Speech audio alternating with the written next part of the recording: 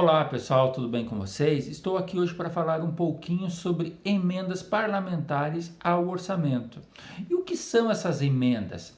Quando o projeto de lei orçamentário é encaminhado ao Poder Legislativo, ele é montado pelo Executivo e enviado ao Poder Legislativo para discussão e aprovação. E durante essa discussão, os parlamentares eles podem propor alterações, né? Porque se eles não fossem para discutir, para verificar a necessidade, os valores ali propostos seriam meramente carimbar, dar um ok, não haveria toda a razão de o Poder Legislativo debruçar-se sobre essa lei. E lei é uma função típica do Poder Legislativo, é eles que têm que fazer essa verificação, eles não estão ali somente para atestar o que o Poder Executivo propõe. Então, o que acontece? Pensando no município, o Poder Executivo vai lá e manda a proposta de orçamento para o município no ano seguinte, no caso, ano de 2021. E os vereadores, ao debruçar-se sobre essa lei, esse projeto de lei, ele ainda não virou uma lei, podem verificar, a dotação aqui prevista para outras despesas correntes do gabinete do prefeito está muito elevada. Vamos reduzir ela e aumentar a dotação de saúde, por exemplo. Isso é uma proposição que a Câmara de Vereadores pode fazer ao orçamento, tá? Isso é só um exemplo, tá? Podem ocorrer diversos outros tipos de alterações. Agora, quais são os tipos de emendas que existem? Isso no âmbito nacional, no âmbito da União, tá? Nós temos 4 tipos de emenda. Emenda do relator. O que é esse relator? Nós temos, quando o projeto de lei ele é encaminhado ao Congresso Nacional, existe uma comissão que irá tratar do andamento, tem toda uma prerrogativa de como ele deve tramitar esse projeto. E dentro dessa comissão nós temos um relator, e esse relator ele pode propor emendas ao projeto de lei. Nós temos também emendas da comissão, agora não somente do relator, mas da comissão como um todo, a comissão de orçamento. Tá? Depois nós temos as emendas individuais. O que são as emendas individuais? São as emendas que um deputado, que um senador vai lá e propõe ao orçamento. E temos também as emendas de bancada. Essas emendas de bancada, o que são as bancadas, né? Nós temos a bancada de cada estado. Então nós temos a bancada, por exemplo, do estado de Santa Catarina, onde é formada por todos os deputados e os 3 senadores de Santa Catarina. Nós temos a bancada do Rio de Janeiro, a bancada do Espírito Santo, a bancada do Rio Grande do Sul. E essas bancadas também propõem alterações ao orçamento. Então você veja que nós temos 4 possibilidades do Poder Legislativo alterar a proposta de lei orçamentária. Pessoal, se vocês quiserem saber melhor como funciona a tramitação do projeto de lei orçamentária no Congresso Nacional, sugiro que vocês deem uma lida no regimento interno da Comissão Mista de Orçamento e Finanças do Congresso Nacional, tá? É uma comissão prevista lá na Constituição. Ok, pessoal, então a emenda ocorreu, ela foi feita, ela é agora integrante da lei orçamentária anual. Agora, vamos voltar lá à lei orçamentária anual. Quem trabalha no município, no estado, ele já tem uma certa familiaridade com o seguinte conceito. Eu tenho lá uma previsão de gasto, uma previsão, uma dotação orçamentária. Eu sou obrigado a executar aquele gasto? Não, não sou.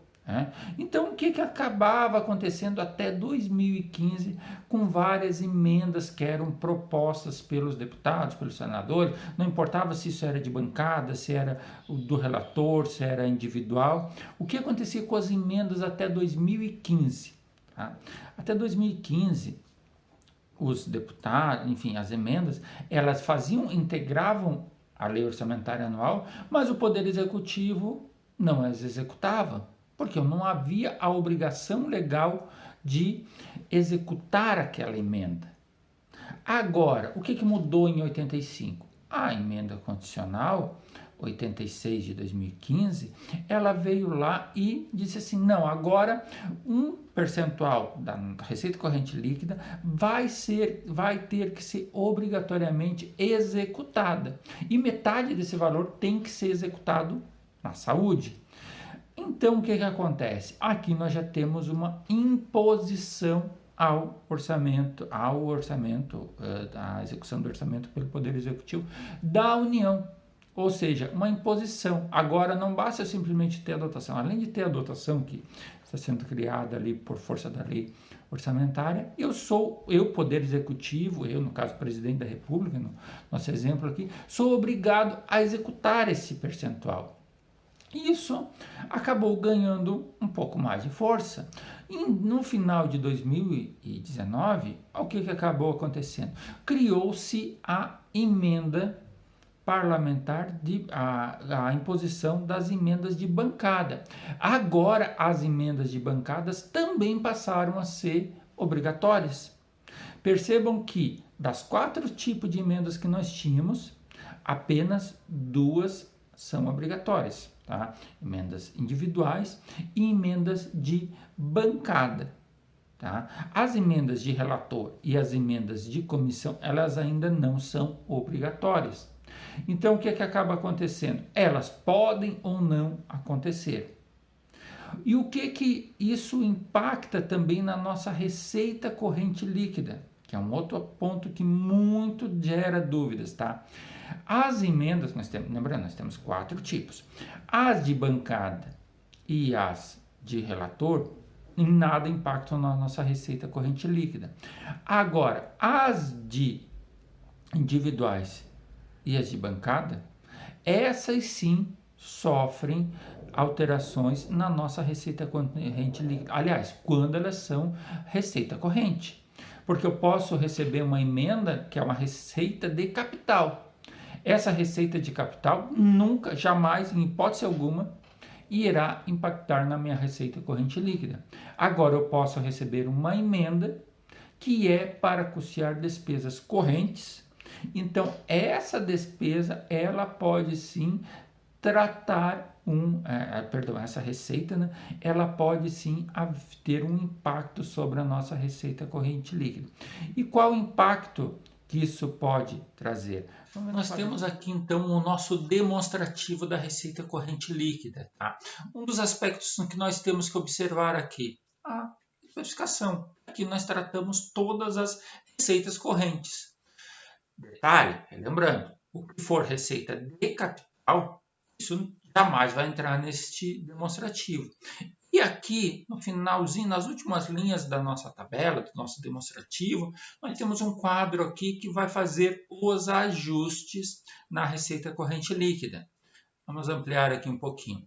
Então, nós temos o cálculo da receita corrente líquida, que é um tema para uma outra videoaula, tá? De um outro videozinho aqui. E nós temos o seguinte, nós temos uma linha que vai fazer o seguinte, vai diminuir as transferências obrigatórias relativas às emendas individuais. E dessa forma eu vou chegar ao quê? A receita corrente líquida ajustada. Percebam que ajustada para quê? Para cálculo dos limites de endividamento. Aí desse valor eu ainda vou diminuir as transferências obrigatórias da União relativas a emendas de bancada. Eu vou chegar ao quê? Na receita corrente líquida ajustada para cálculo dos limites da despesa com pessoal. Então, percebam, eu vou ter no meu demonstrativo da receita corrente líquida 3 valores. Tá? Vou ter a receita corrente líquida propriamente dita. Eu vou utilizar esse valor para algumas situações. Por exemplo, o meu cálculo da reserva de contingência. Tá? Um exemplo, existem outros valores também.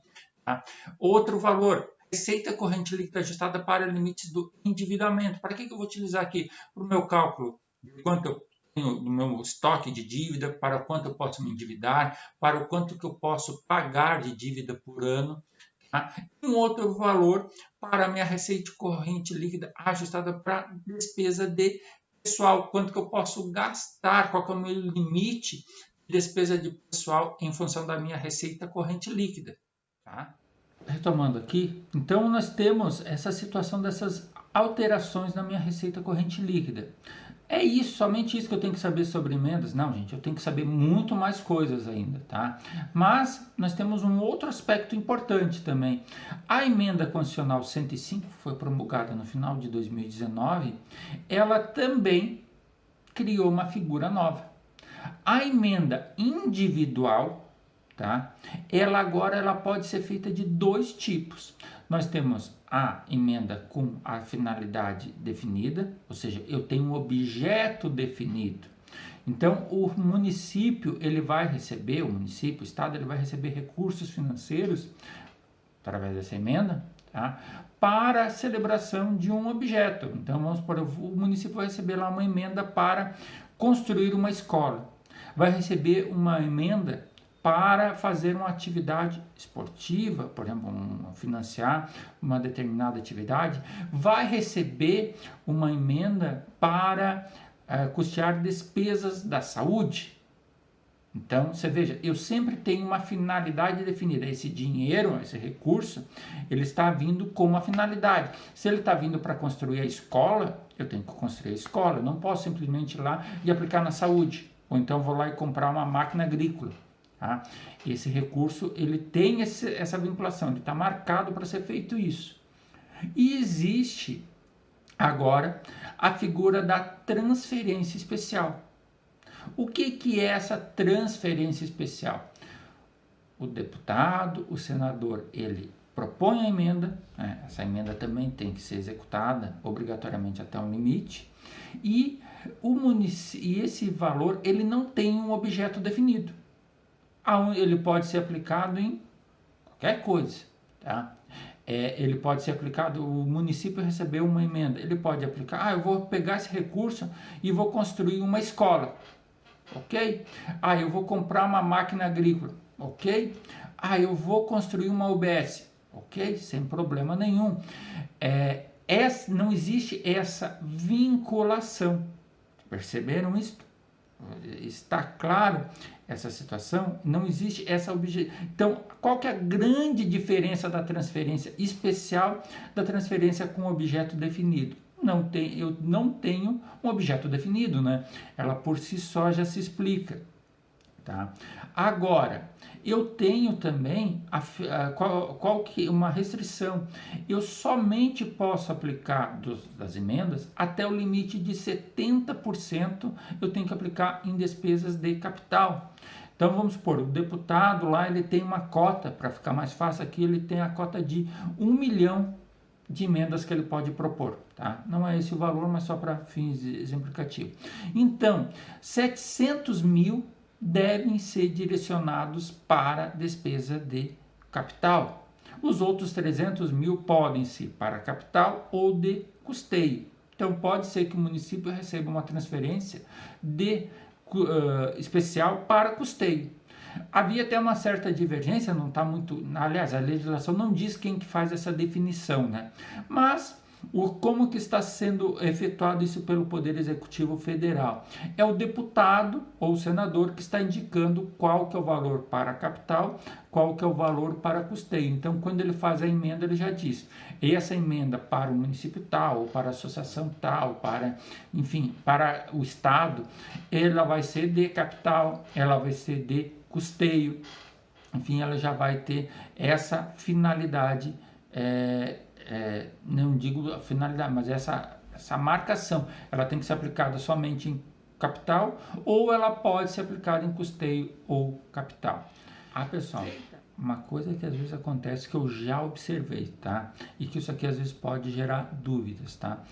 Muitas vezes o deputado ou senador pode até encaminhar o recurso com uma finalidade, uma transferência especial. Então, vamos supor, eu estou mandando um recurso lá para o município de Lonjópolis, do tipo transferência especial. Eu cadastro no sistema, eu deputado, né, ou eu assessor do deputado, senador, vou lá e cadastro isso uma emenda de transferência especial. E eu encaminho um ofício, muitas vezes eu ligo para o prefeito, enfim, e digo o seguinte, prefeito, eu estou mandando um recurso aí, transferência especial, mas eu gostaria que você fizesse tal coisa.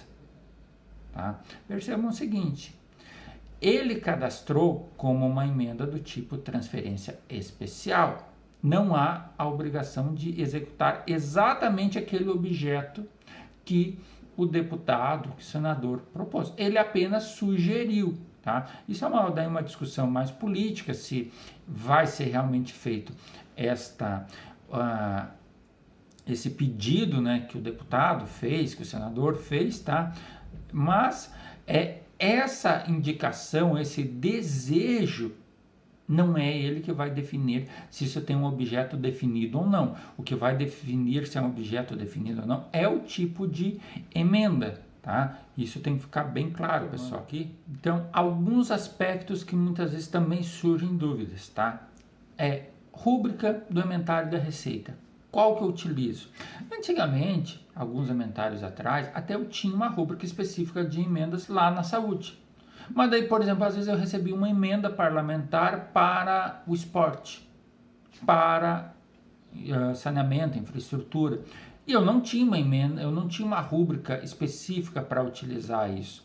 Então, o que foi definido, né, na CTConf, junto com a Secretaria do Tesouro Nacional, e também os tribunais de contas estão adotando, tá?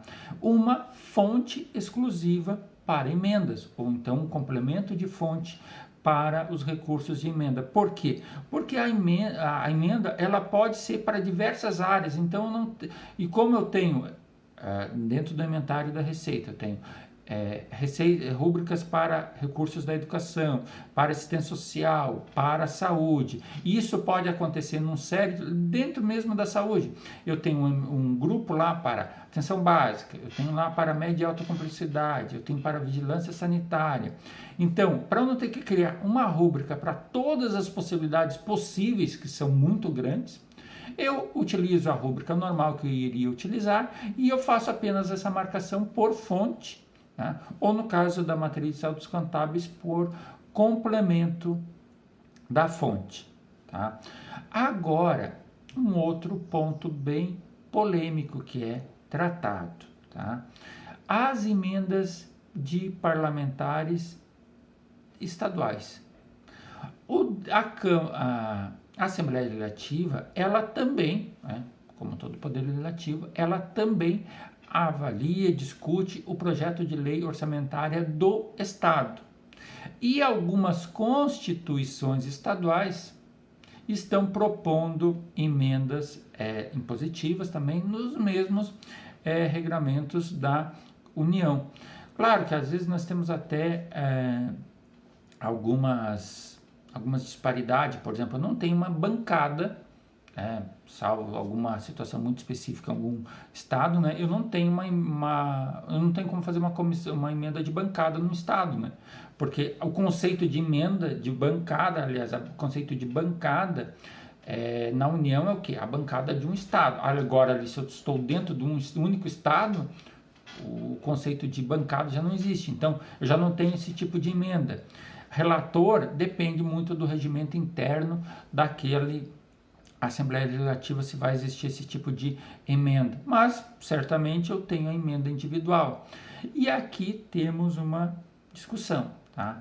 Há aqueles que defendem que aplicam-se as mesmas regras, as mesmas regras de receita corrente líquida para os municípios quando eles receberem uma emenda do Estado, tá? E há aqueles que defendem que não, que essas regras valem somente para a União, tá? Eu particularmente estou, tá? Minha opinião pessoal aqui, tá? Eu sei que alguns já se manifestaram, alguns outros já se manifestaram em posição contrária, tá? Mas eu defendo o seguinte: a Constituição Estadual, uma lei estadual, ela não tem poder, tá, para alterar o conceito de receita corrente líquida, que é definido ou pela Constituição ou pela Lei Complementar 101, a Lei de Responsabilidade Fiscal. Então, o que acaba acontecendo? Essas emendas individuais de deputados estaduais ao projeto de lei orçamentária do Estado, elas não têm o condão de alterar a receita corrente líquida do município. Tá? Esse é o meu entendimento, né? Claro que você deve respeitar o entendimento do teu Tribunal de Contas. Então, se o seu Tribunal de Contas se manifestar, não, tem que reduzir a receita corrente líquida.